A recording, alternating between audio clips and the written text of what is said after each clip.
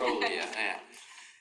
So, welcome to one of our first, say, distinguished lectures or distinguished seminars by the Network Science Institute here. It's very nice to see a lot of friendly faces and a lot of new faces and some non-friendly faces. You are recorded, remember that. Anyway, so let's start. It's, well, my great honor to introduce our distinguished speaker, Alain Barrat, who's one of the leading figures in the field of complex systems and network science, one of the founding fathers. There are others in the room, but we're going to talk about them during the beers. So Alain obtained his PhD in theoretical physics from the University of Paris, working in 1996, working with Marc Mézard in outer equilibrium physics. Then he went on to Trieste at the ICTP, which is one of the best theoretical physics places in Italy, well, in the world, and it's in Italy. And then joined the CNRS as a junior researcher, 98, and went stay and spent a lot of time in Paris until he joined the Centre de Théorie Physique, de Physique Théorique in Marseille, and then became first a research director, and then a deputy director, and now the director of the whole thing. So even just the fact that he's here with us today is a great honor because he's very, very busy. Now, beyond the role in Marseille, he's also had a bunch of positions, including he was a research associate or scientist at ISI Foundation in Turin, which is where I met him. And this was actually one of the highlights of my career because it's where he took a skimpy PhD student and made him into a researcher and approximation of adult, and actually eventually led me here. He's also been a special appointed professor at the Tokyo Tech World Research Hub Initiatives, a very long name, from 2019 to 22. And in his free time, he actually likes learning Japanese and cats. This is like a gem for you. Research interests, very vast. They encompass basically complex temporal networks, a bunch of interdisciplinary applications from epidemiology, computational social science, social systems in themselves. More recently, we've been working about higher order systems together, so it's very, very, very wide. But I think one of the highlights is that he's a co-founder of the Social Pattern Collaboration, which is one of the largest and most interesting collaborations dedicated to collecting micro contact, face-to-face contacts for the interest of micro epidemic modeling, understanding how, for example, an epidemic will spread in an environment like this, on top of coordination on people and so on. And it's actually one of the data sets that has been used the most, at least in our community.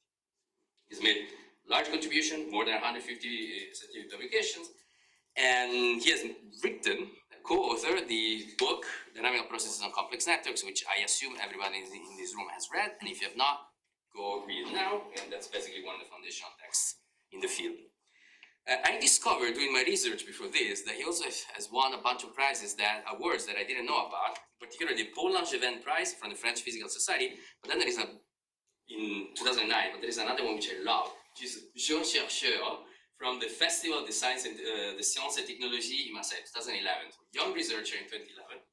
And then, of course, he's been like outstanding referee for the APS and so on. He's an editor at the Physical Review Letters and a bunch of other honors and services to the community, including being vice president of the Complex Systems Society, board member of the Network Science Society, and a few other things that I don't know about, but I'm pretty sure. So please join me in welcoming who I came to call a mentor and a friend, Alain Barrat, whose work in complex system continues today to expand the knowledge of our understanding of how this world is made up.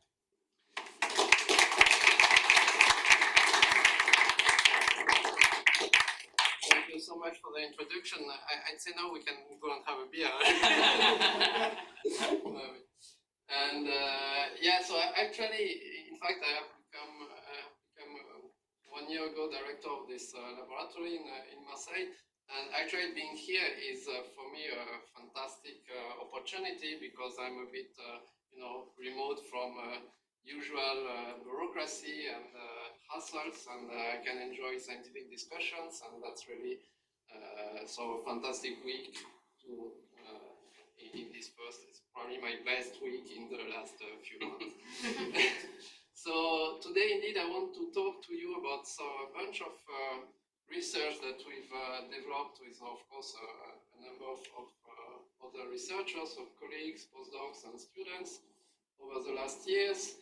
And so for this talk, I decided to try to take a relatively broad view on things I've been doing in the last 10, 15 years. So there will be a bunch of stuff. Hopefully it won't be too long, but I might have to skip a few stuff at the end. And the point is that there's a kind of a thread in a number of my works, which is about data and how to feed data into models of epidemic spreading, and how to understand how this data and these models can help us for obtaining insights that can be actionable. And so not only purely theoretical, of course I've done a number of purely theoretical works, but then working with epidemiologists, working globally with other fields, enriches your perspective a lot, and you want also to have some ideas about more applied, more actionable points. So when we want to model epidemic processes, I like to separate into two big issues. And the first one, on which I will not focus at all, is how we describe the evolution of the disease within the host, so within our cells, how we go from being healthy to sick, a bit sick, a lot sick, and then slightly better, and then we recover. So typically, we use very, very simplified simplifying assumptions, like the famous SIR or SIS model, in which the state of the host, of the individual who is sick, is discretized. You are first healthy, then you are sick, you are infectious, and then you are again susceptible, or maybe you are recovered, and then you do not participate to the spread anymore. And there you completely neglect all the differences, the heterogeneities, that can be due to many factors, including age, gender, but also socioeconomic conditions, that influence actually how long we will remain sick, for instance, how easily we recover, etc. And so the state of the individuals can change spontaneously for recovery, typically. Well, spontaneously can be helped by medicine, of course, by drugs. But most importantly, the state changes when one becomes infectious by contagion from other individuals through typically pairwise interactions. And so the second very important part is how do we represent these interactions in the population of interest? What is the structure? Who is in contact with whom? And that is because on these interactions, the contagion events can occur. So the representation in a population of this structure of interaction can vary from extremely simplified versions to very detailed. And I will try to cover a bit this range of possibilities. And in each representation, we will have to understand, to have a certain amount or type of data at our disposal to be able to fit the models. So that's a picture that was created by Victoria Colizza, I think, in an old paper of ours, and which tried to schematize a bit this series of possible representations. So from very simple homogeneous mixing or mean field, in which potentially everybody can interact with anybody else, to agent-based models that become extremely realistic, that try to mimic a whole population with people who have households, move to work, move to put their children at school, go to work, etc. But then you lose, obviously, in simplicity and in transparency of the models. And in the middle, you have also a lot of possibilities, like a social structure in which you group individuals, for instance, by age. You have the contact network, I will talk about that. And you have also multi-scale models in which you take into account the fact that people move, for instance, between locations. And the type of data, as I was saying, and the amount of data will vary a lot. So if you just have an average mean field representation, you just need to know more or less how many people you are in contact with on average. If you have an agent-based model, you will need very detailed data about the demography, about the occupation, about the mobility, and you will need to make also some hypotheses on how people interact when they are located in the same area, in the same like building, for instance. In contact network, we will talk about that. You need the structure of the contact network. When you use a partially homogeneous mixing, but with edge structure, you need contact matrices and demography. I will talk about that. And when you have multi-scale models, of course, the most important quantity will be the fluxes of passengers.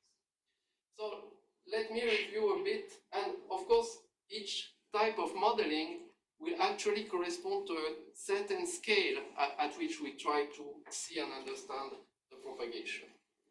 So starting from the global scale, the planetary scale, the world scale, what you use typically is a multi-level description with metapopulation models in which you look at geographical areas, which are hopefully not too big, and like, for instance, cities, and inside the cities, you will make a simplifying assumption of a homogeneous mixing, but then you will try to take into account very, as well as possible, the mobility of individuals between the different patches, the different populations.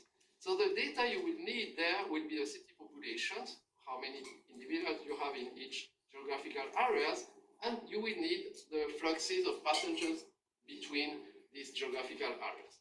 And then inside each city, you can model an SIR, but you can model something more complex. That was the example of SARS.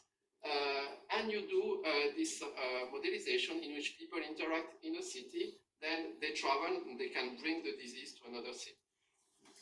And what I would like to draw your attention to the references there, in which you see that this approach is absolutely not new. It's been there for a very long time. But when we started working on epidemics in the years 2000, 2005, what was new was the access to data. Basically, these first papers, they could use only very limited data, only on like the 50 largest airports in the world. They had limited access to data about fluxes of passengers, and they had obviously limited access to computers to deal with this data and to perform, to implement models on the computers. What has really changed is that now we have descriptive data at very detailed level about population densities, for instance, also about socioeconomic data, about mobility at various scales, about both commuting and long range. And we have the ability to write code that can integrate thousands of differential equations at the same time.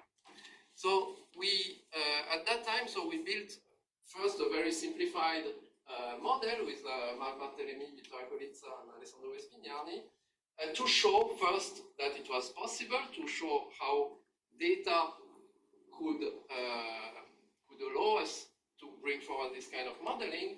And then we also did some simulation, some study of scenarios of, at that time, we were thinking about pandemic influenza. There was the avian flu, there was various threats, and one was thinking, obviously, about influenza-like diseases.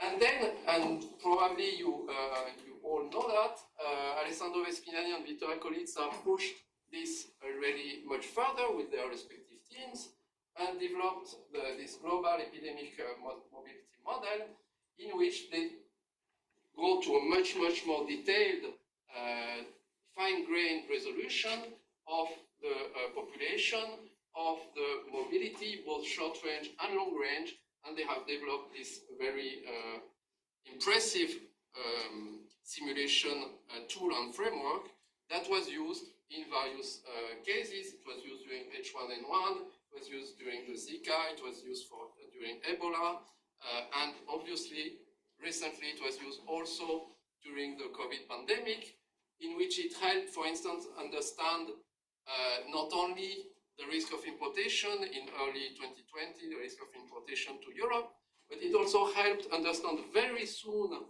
if you look at the dates, that most of the cases that were imported were not detected, and that was February 2020. And if you remember at that time, most people were kind of scrambling to understand. And it also helped, that's another paper by the team of Alessandro, the effect of the travel restrictions that were implemented at that time, if you remember, in China, only in Wuhan. And they were showing basically that it was too late in some sense because it had already spread to neighboring areas. So this kind of framework has shown to be extremely powerful, extremely useful to understand the spread at, let's say, a global level and to understand the threats that can come when a pandemic starts. However, then you want to go to smaller scales, obviously, to understand a bit what's happening inside the city, for instance, and not only, okay, there are cases on the city, but how is it spreading now? And so, what are the descriptions that you want to develop at this local scale? What kind of data do we have? What kind of models can they feed? And here, the kind of data that we will be able to rely on, and that, once again, have been used a lot during the COVID pandemic, are surveys. And it turns out that already in 2008, people had made an immense effort of gathering data through surveys in many European countries, asking people to remember with whom they had met a specific day, for instance, in which context, and what age the other person had, etc. And that allows for each individual who responded to have an idea of their ego network, meaning the set of people they had interacted with in a specific day. But you don't have then the structure of the global network, because you have basically a sampling of the participation of the population, which is a number of people who tell you information on the other people they have met. You don't have a network. What you have, and it's another extremely useful kind of data, are contact matrices that give you, for each age bracket, let's say, depending on the data, you can make age bracket of a few years, with how many other person of each other age bracket you have met. And here you see that you have the diagonals telling you that people tend to interact with people of the same age, but you have also some out of diagonal correspond typically to parents with their children. And you can have this kind of data in different countries. You can have separated by context in the household, in the work, in the schools, at work, etc. And this is the kind of data that you can feed into models. More recently, just want to attract your attention to this more recent database that has been collected during COVID-19, and so which is data that is much more recent, but that is influenced potentially by COVID. And it has been, so that's not using this comics data set, but this similar data has been used in this paper to compare what was happening, what would have happened with the contacts before the pandemic, and what happened when there was the outbreak with very strong restrictions on mobility and contacts. And so in the bottom, you see basically what would have been the R0 or the outbreak size for a situation with restrictions, with respect to what it could have been for a situation without restriction, showing that basically the restrictions were able, in this kind of modeling approaches, in which you just take into account this contact matrix, and to basically put the R0 lower than, to values lower than 1, and then to extinguish the epidemics. Okay, so I talked about global scale, about like city scale, but the rest of my talk, I want to talk much more about even smaller scale, like a building, like a school, like a hospital. And that's because, as Joe was saying in his introduction, that's the kind of stuff I've been working on a lot in the last 15, 16 years. So when we go really to smaller scale, what we want to have is really the structure of the contact network in which each node is an individual, a link will be a contact, so an interaction on which the disease can spread. And on that topic, there have been lots of advances in understanding epidemics on network from the purely theoretical point of view. And if you don't know it, I really recommend the review by Romualdo, Claudio, Peter van Megen, and Alessandro. But what was kind of missing is data.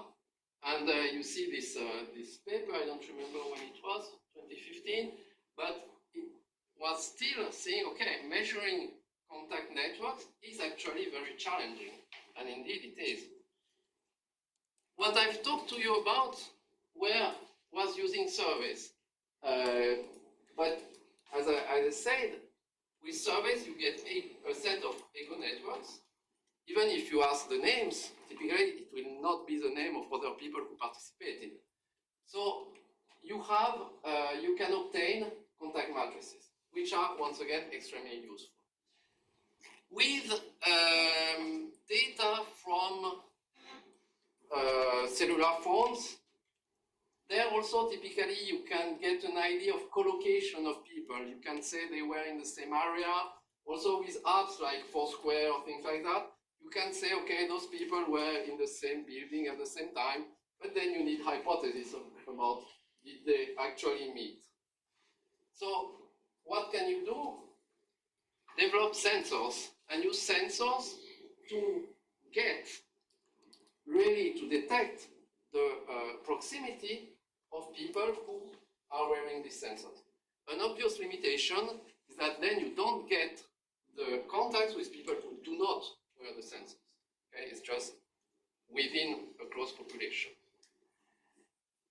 And this kind of approaches had started, actually the pioneers were Alex Pentland and collaborators who developed this, their sociometers, but their goal was more to understand interaction in offices and how people would collaborate and the efficiency of, and to relate that to the efficiency of the work.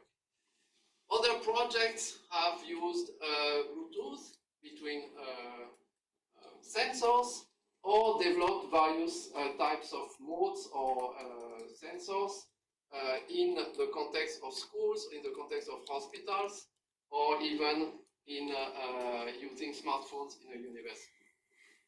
So you had basically a bunch of, a series of groups that kind of, very often they did a one-off. They did one study and then that was it, in a specific context.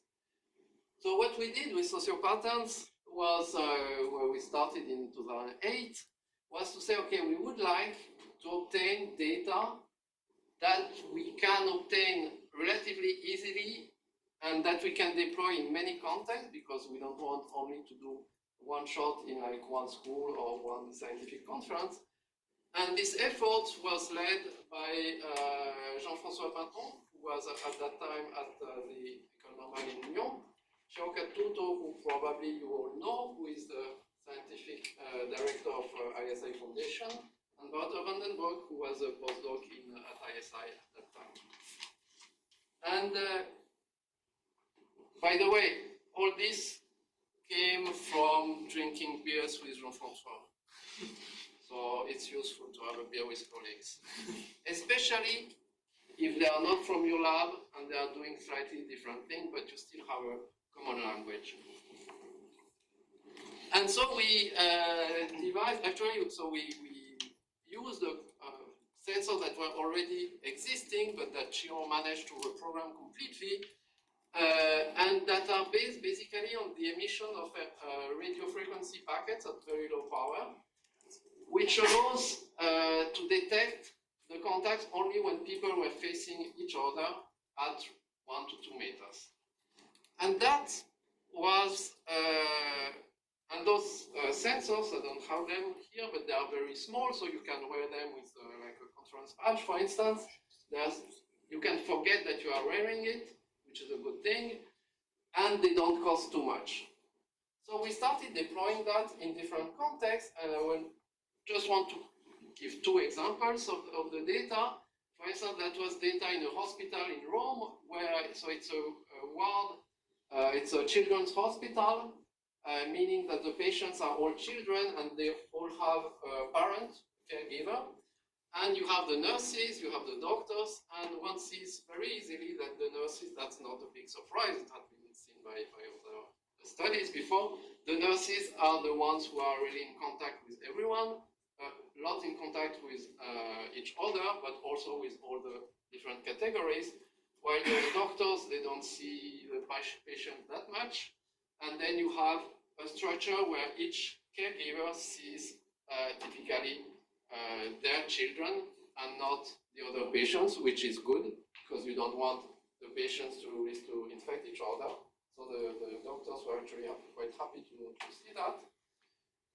And that's another data set that was collected in a primary school in Lyon, in France, and where we obtain data on which child was in contact with how the children met during the day, that we collected during 2 days. Okay, so we have this kind of data, and it opens, it really opened a world to us, because first it was data we had collected ourselves, so we knew its limitation, we knew what it looked like, and then it was a temporal network. Suddenly it wasn't a static network, it was a network that was moving in time. And that, of course, opens many questions on how you work with temporal networks. So people had started thinking about that, but it was still a pretty open question. So you want to understand how to explore this data, how to represent it, how to extract interesting information, how to model, and what kind of processes, how processes on networks are impacted by the dynamics of the network. So we have done, so you can find, and also lots of this data also open, and either on our website or on Zenodos, etc. And as Joe mentioned, we are actually extremely happy that so many people have jumped on those data and exploited them for their own research questions, because of course there are so many questions that can pop in the head of various researchers and who have different background, different ideas, and so that's why we were really, from the start, we wanted all this data to be open. So obviously, once you have this kind of high resolution data, you want to use them to inform model of epidemic spread. The question is, how do you do that? So first, we understood this, and the data from the school was extremely inspiring, and we used it a lot, also because schools are an important place for epidemic spread. But already, just looking at the data can suggest some strategies. For instance, we understood very early, and that's, you can say it's trivial, that there are more contacts within classes than between classes. But then you can quantify that. And in particular, you can say, okay, given this difference, it could be interesting when there is like a pandemic propagating around, instead of closing all the schools brutally, to say, okay, let's see, if in a school you start having a couple of cases, let's look at which classes they are in. We just close that class, and the rest of the school remains open. I just want to draw your attention to the date, which is 2011. So it was much before COVID, but even at that time, in the literature, there were studies on whether closing schools was or not efficient. And for instance, it was already well known that during school holidays, the influenza, if the school holidays were in the middle of the influenza peak, it would delay a bit the influenza peak. So there was already the knowledge in the epidemiology literature that indeed schools were important and that it was a way to act on an epidemic. And so already just looking at this data gives you some ideas about what could be done.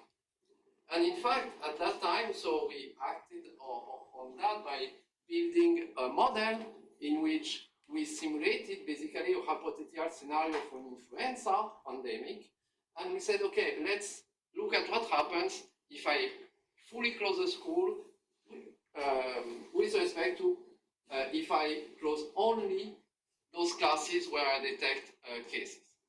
And basically, so we built this agent-based model that was fed by the temporal network of contacts actually recorded in the school, so as realistic as possible, and that could indeed show the efficiency of this potential class closure.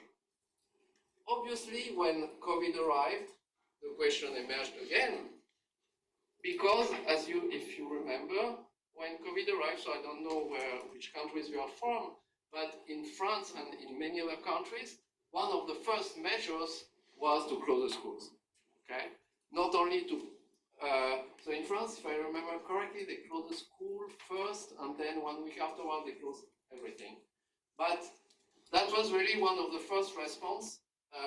It was, okay, let's close the schools, the children are propagating a lot. At that time, nobody knew clearly whether there was a difference in spreading by children, by adults, etc.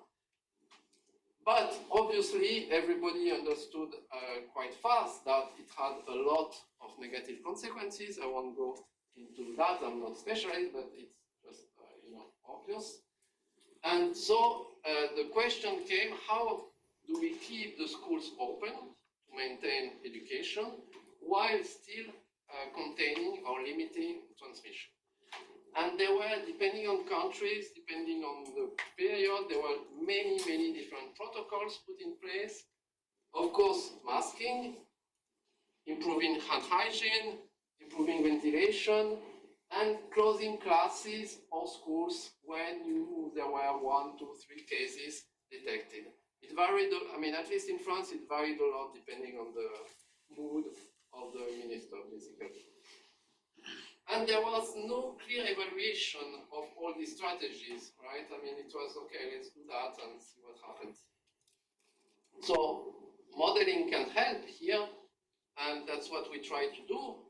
We modeled the propagation of SARS-CoV-2 using the same kind of agent-based model we had before, which means fed by the data of temporal networks of contact collected in various schools. And then we could simulate various protocols, because what was very different with respect to what we had studied before was the asymptomatic propagation, the pre-symptomatic propagation, and the testing, because in 2014 there was no test to detect rapidly if you had influenza. Here we were lucky that we had the test to detect COVID very early, and so we wanted to simulate these various protocols and to understand which was more efficient, at least in this model. So we used data that we had collected over the years describing the contacts in a primary school and in a high school to have some diversity. And we considered various protocols. The first, of course, when a child has symptoms, then you test and you identify COVID, you quarantine. But then we added what was actually done, in particular in France, was if you detect 1 or 2 cases in a class, then you quarantine just that class. So you close the class, as we had suggested in the simulation with influenza. Or maybe you just screen the class for COVID, and you just isolate those students that were positive. And we compared to a radically different approach that had been advocated in other countries, and that was actually, I think, used in some other countries, which was to test regularly all students on a voluntary basis at a certain frequency, and even if you don't have cases in the school. That was because we knew at that time, people had started to understand that there was a lot of asymptomatic cases and that there was pre-symptomatic transmission. So the idea was, okay, you test everybody, the people who are positive, even with no symptoms, you ask them to isolate, and do not close the class. And what we found out is that, so here I show on the y-axis, you have the fraction of cases that are avoided by the various protocols. On the x-axis, you have the various protocols. And the ones that were implemented in France were only reactive. So they were useful, they were avoiding cases. But if we had been able to do regular testing, even with just 50% adherence and one test per week, it would have been better. And the reason that any reactive protocol had strong limitations was just because you can propagate without symptoms. So when you start detecting cases in a class, in fact, it has already propagated to other classes. Okay? So the regular testing would have been a better strategy to avoid cases, and in fact, it would have been a better strategy as well to limit the closure of classes, because you were isolating only positive cases and not closing whole classes. Of course, I mean, that was actually not implemented in France, apart from some experimental tests in a few selected schools. That's a policy decision at some point, because obviously doing regular testing systematically every week, for instance, it has an organizational cost. And so you have, of course, to decide where you want to put your testing abilities. So that's also a decision that has to be put in balance with other factors. In any case, we were quite happy that our results were actually taken by the Scientific Council on COVID, and the advice was to do this regular test.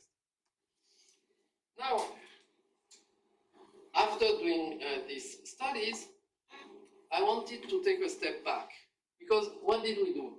We did something very usual, in fact. We have the reality, the real world. We collect data from that real world. We represent that data as, in that case, with a temporal network. We do a model of propagation, we obtain results, and we give some policy advice. However, first, you don't always have high-resolution data. That was our case for school data, but there were in 2 or 3 schools. It was not, generalization to all the schools in France or in other countries. In various cases, you have various data sources, you have various levels of description of the data. For instance, you could have only the class schedule, so you know which students are in class at the same time in the same room, but you don't know the specific contacts. And so you want to know, okay, then what our results say is that some protocols are better than others. Now, if I had done the same study but with different data, would have I reached the same conclusion? That's pretty important. I mean, it's theoretical, but it's still quite, I think, also important in applications. So, let me to ask 2 questions. First, if I have measured, let's say, the same reality in 2 different ways, so I have 2 different data representations. One is very detailed, and the other, as I was saying, I just have the class schedule. and I feed my models, will I get the same results? Will I have the same policy advice? And other question, if now I measure the same reality, but at some other point in time, or if I measure a different school, for instance, then I have two data sets, I feed them in the model, will I get the same results? What is the robustness in the sense of my results? So first, let's consider the fact that I have this data sets that describe the same reality at the same time, but I don't always have the same data resolution. So what I do to understand what's happening is I will take in fact, the data representation at the highest resolution, and I will represent it in a coarser way. So I will fake that I have less high resolution data. And I can do that in various ways. For instance, I can still assume that I know the network of contact, but from a static point of view. So I forget about exactly when the contacts happen, but I keep the information on the fact that some people interacted for a long time and some others did not see each other. Or I move to like a contact matrix representation in which I forget the information about who exactly met whom. I just know that on average, let's say in a school context, the average time of contact between a child or a student of a given class and a student of another given class, I know that. Okay, so I know the structure globally, but I don't know the detailed interaction network. And then there are some other refinements. Then I can feed the model of spread and protocols with these various levels of data, with these various levels of resolution. And what we had actually already looked at much before COVID was the case of no mitigation measures. What happens if you have a spread in a population and you have different kind of information on the structure of contact? What we knew is that you will typically, if you have coarser information, so less detailed, you will overestimate the epidemic size. But if you rescale some parameters of the spread, then you will obtain very similar epidemic curves. But that was just unmitigated spread. That doesn't tell us anything about whether the protocols will act differently. Those protocols, they are really okay. There's one person who is tested positive, and I isolate that person. So if I have a network, it means no contact with the others.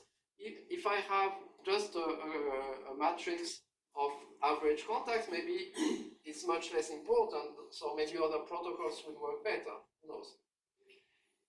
So we did that by going back to the modeling of a COVID-like disease, agent-based, with these various protocols and in various contexts, so workplace or schools, and so with reactive quarantine, with regular testing, also with telework for the work context. And what we obtained was actually a very good news, in my opinion, that if I look now at which protocol is the most efficient, if I look at the order of efficiency of the various protocols, I always get the same, whatever the data representation.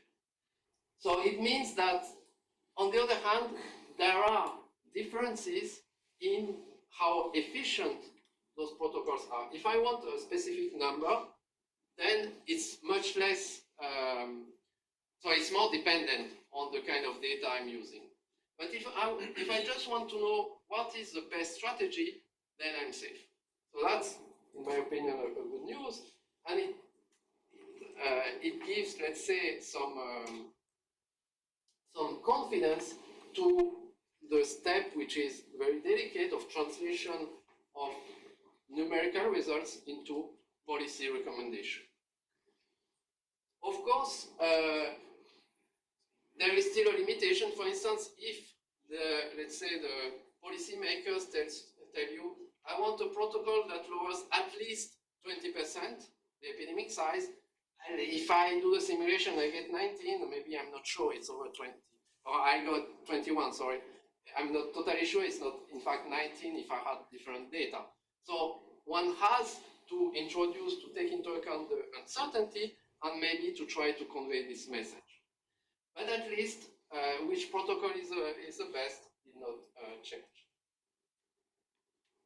Now, more complicated question, and which I don't have really an answer. If now I take data at two different moments or two different schools, how do I get the same results? So the problem, so we did these studies with two different schools in different, with students of different age, and we obtained the same results. But in general, we have, and even there we had one data set for primary school, one data set for the high school. So how do you get more data sets? You can do other measures, of course, but it will be at another moment. It's not obvious, maybe it's a different context. And also, one thing I carefully hid was, in fact, the data we have are typically a few days of data. Now, the simulations we do are about like 15, 20, 30 days. How do we do that? Okay? How do you transform your very limited data into something long enough to test to feed into the models? And how to get more realistic data sets without additional data? So to do that, what you do is you build what are called surrogate data sets. And I will just show you quickly two ways we have. There are many ways to build surrogate data for temporal networks, but I will show you two papers we've done recently. In the so first, in the context of schools, we have a few days, and we have on these days the detailed timeline of contacts on each pair of individuals. The simplest way to extend temporally is just to repeat the data timeline. Okay, that's very simple. However, and we had checked that already in a different context long ago, it can bias the simulations because you have links that are repeated. Like if you have just one day of data, every day is the same, so you contact the same people every day, which is not realistic. And so you might have various effects. Actually, the repeated links, they favor the propagation locally, but in reality, you are a bit more random than repeating everything the same day. And so it creates, being more random creates more propagation path. So it's there's a trade-off, and it's unclear what happens. What we propose in that in this recent paper is to say, okay, we have data of several days, so we can first look at which pair of individuals meet each other like every day, and that we claim it's linked to friendship. Not necessarily, but we call them like that in the school for simplicity.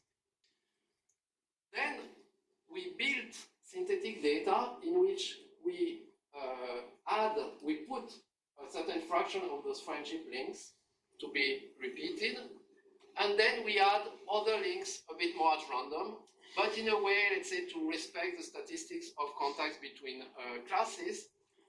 And we have a couple of parameters that we tune so that basically what we reproduce is the proportion of contacts from one day to the next that are the same and that are random. So basically from one day to the next, the people you meet, how long you meet them, is in part the same, in part changing. And we try to reproduce this partial repetition, partial random that we observe in the data. And then we have a baseline in which we don't take that friendship links into account. We just do random from one day to the next respecting the class structure.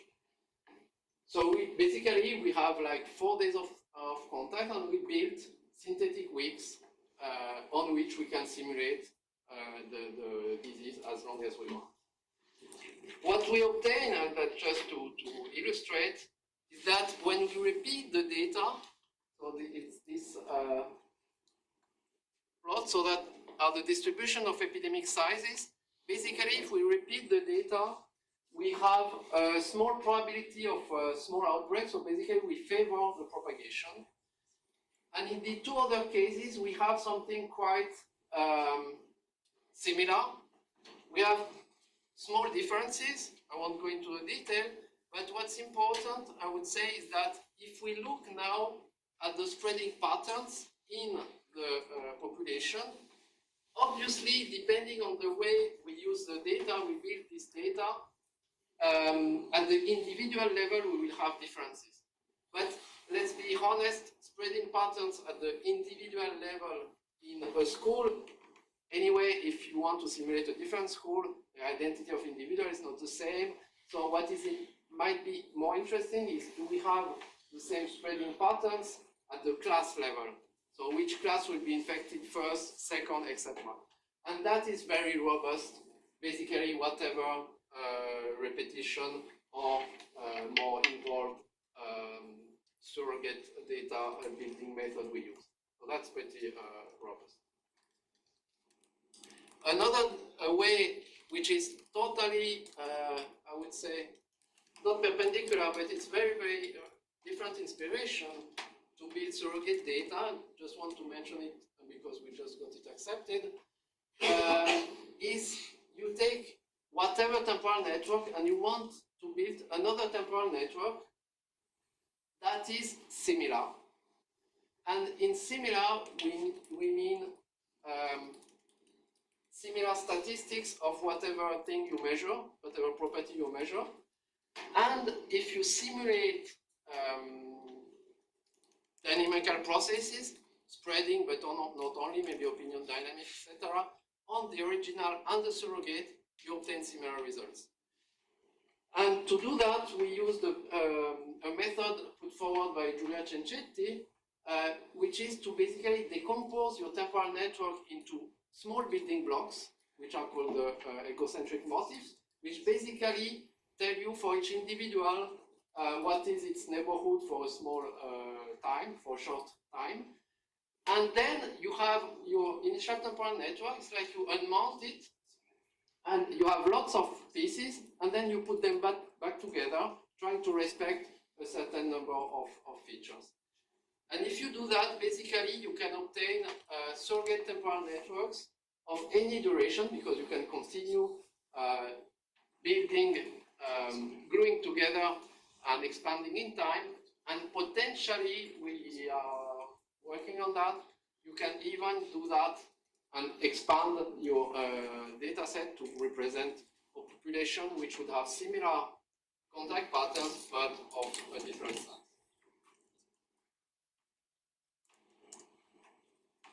I won't really have time, or I can do that maybe in a few minutes. Do I have 5 minutes? A reverse question I wanted to discuss briefly was, so until now, we've looked really at the data on the network and understanding how the information on the structure of the interactions can change the conclusions and how to deal with high resolution data, how to feed epidemic models. But the reverse question is, now let's assume I know the network on which we have a propagation, but maybe the process itself, the parameters of the disease, I don't know them very well. And if you look at the literature, there are many papers on, for instance, identifying important structures, important nodes on a network using very simplified models. And I myself come submitted some of those papers. So you use typically an SIR with very arbitrary parameters. You say, okay, I've shown that this structure is important. Yes, you've shown that, but with a very simplified model. If now I have a more realistic, a real, let's say, disease, will that be true?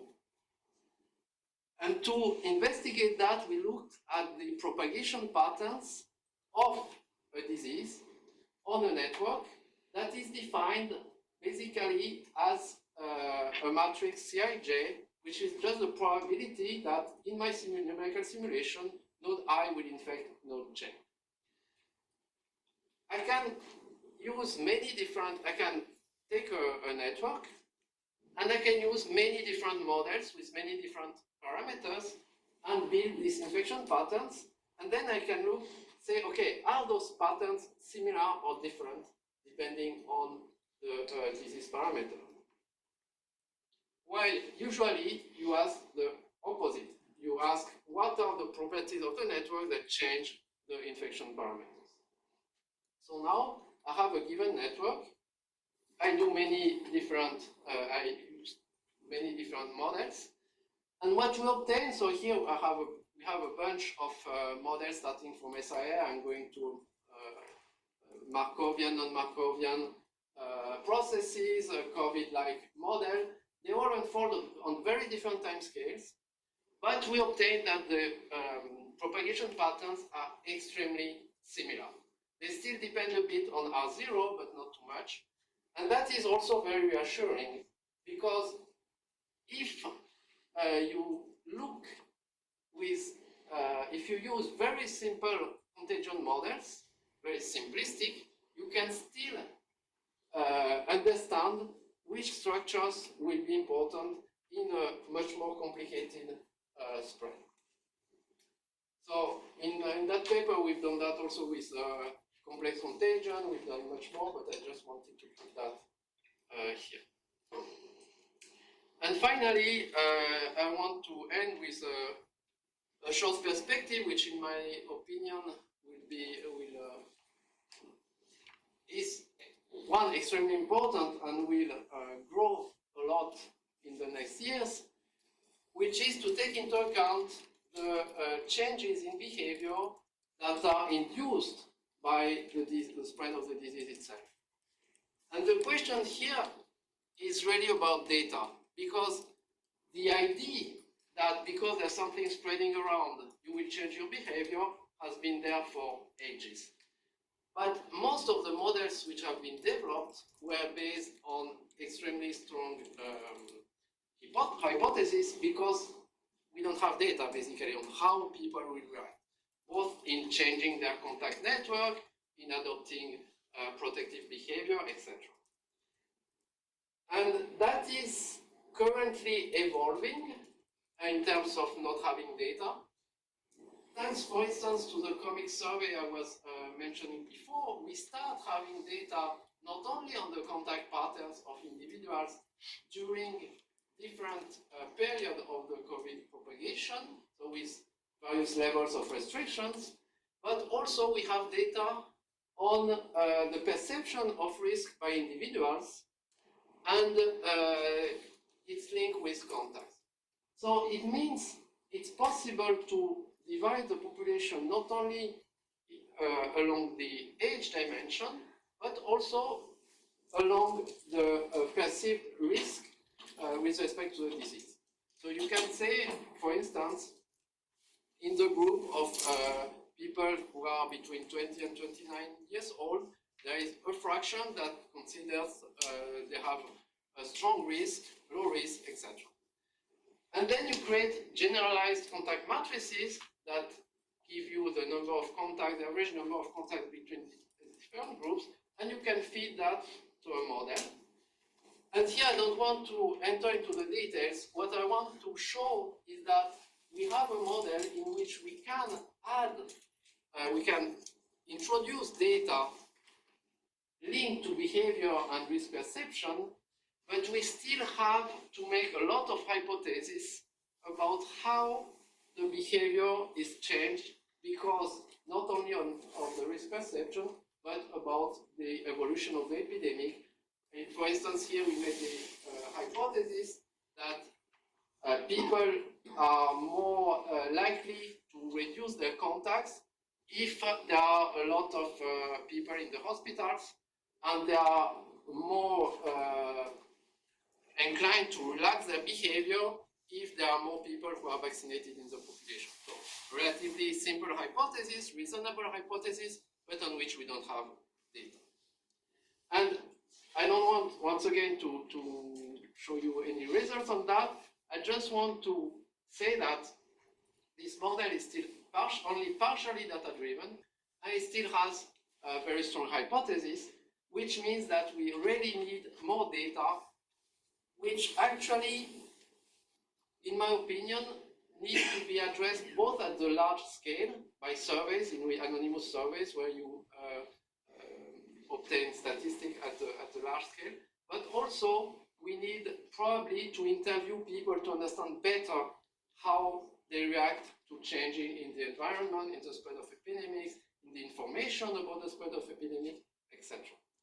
So I will finish by that, and I want to thank all the collaborators I have had in this last years about these topics, in particular Vittoria Colizza from INSEM and all her team, Gio Cattuto at ISI, with whom we started this fantastic adventure of social patterns, Daniela Paolotti, with whom we did this last work on behavior, and Giulia Cencetti, who was a Marie Curie postdoc in my lab, Diego Contreras, who was also a postdoc, and Alessandro De Gaetano, who is currently finishing his PhD. And obviously, I want to thank Jacopo and Giovanni for allowing me this fantastic parenthesis in London. Thank you, guys.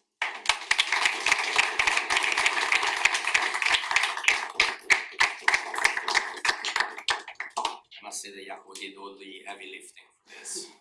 Questions? Anybody? Thank you for that presentation. I was wondering, so basically, in some sense, if I understood correctly, you are saying that you can take these models at different resolution, sort of very detailed, less detailed, but if you do this in a correct way, then at least qualitatively the results are going to be very similar in terms of final epidemic size, which control measure is the most efficient, so qualitatively. But what could you say something about the inference? Let's say that now you want to actually infer some parameters from a real epidemic, and then which model are you choosing, and what might be the implications of that? So if you actually want to infer epidemics in real time and you want to forecast, then because what you have done here, it was more like almost like a post hoc analysis kind of thing, rather than in real time, so to speak. Well, if you're in real time, you want to go to a simpler. So I think since it's like various effective representations, and in some you have much more parameters than in others, you'd better go to a simpler one. Right? I mean, if you want to infer the whole structure of the network, that's more complicated than inferring the contact matrix.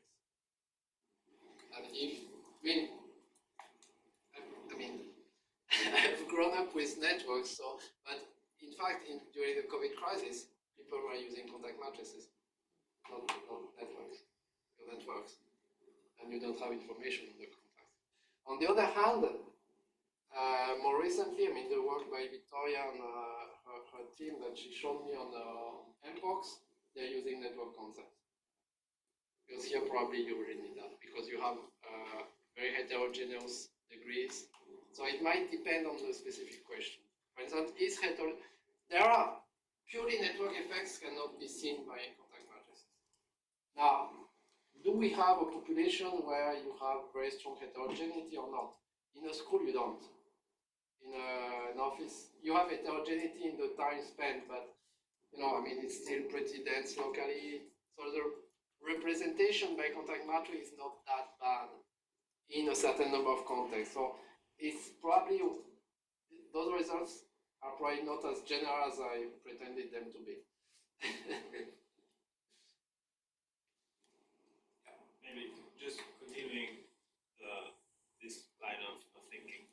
please comment briefly about the cases where the homogeneous mixing was actually doing better than more complex representations in some scenarios?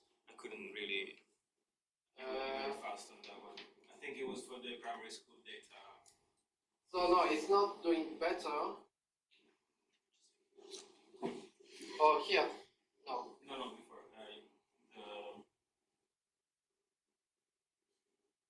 Yeah.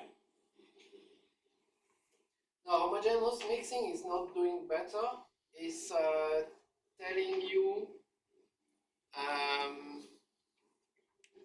it's giving you the same answer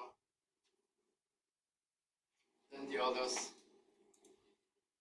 And the actual level of, so the fraction of case reduction predicted by the various data representation is different. So here, the homogeneous mixing would underestimate the effect of the measure.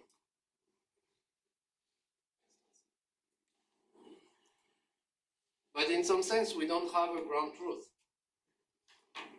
because we never measured that. In fact, so what we know is that we have data that is representing the school at a certain moment in time. And if we do the simulation with this very detailed data, it gives us an answer on how good the protocol would have performed. And now if we say, okay, I just have an average number of contacts, and I do a very simple homogeneous mixing, I will get another number. But then if I simulate another protocol, then in both cases, the answer will be lower. Now, there are some protocols that would be very difficult to simulate if you don't have a network, like contact tracing, like digital contact tracing. I'm not sure how to do that if you don't have an underlying network. Well, fully mixed is, you can still say it's a network, but then your contacts would be the whole population, so it becomes irrelevant.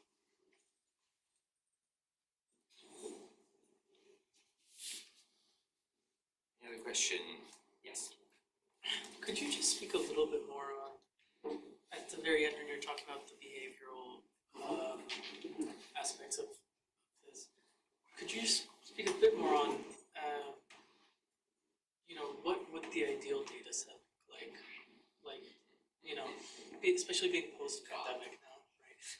Yeah, right. So if you could read people's minds. We're writing a project right now in which we propose to do some surveys. One very delicate aspect is, so actually you need two things. First, you need to ask people their contacts, and then you need to ask them their behavior and their perception of the risk, and another bunch of potential drivers. And then you have to identify the drivers of, let's say, behavior change among the socioeconomic, age, gender, etc., all the other variables. So you need like a kind of regression to identify that. And then you want to stratify your contact matrix according to age and that driver. The very big problem is that typically, let's say this, if this driver is a variable that is, let's say, simple, then you can ask people about their contact, and typically you ask the age and gender of the person they have contacted. But they don't necessarily know this other variable, this other feature. And in the study we did, because this other driver is risk perception, we had to assume a kind of locally homogeneous mixing in the sense that if I know the age of the other person contacted, I will just attribute to that person a risk perception that is statistically taken from the distribution in that age group, because I don't know. And people will not know everything about the people they have contacted. So it means that, and there's been a paper by Alain Barrat and collaborators, about generalized contact matrices in which they show that it can influence the fact that you have or not assortativity along that other feature that can influence the spread. And that's probably the most difficult point to obtain this kind of data. So that's where I think detailed interviews could help,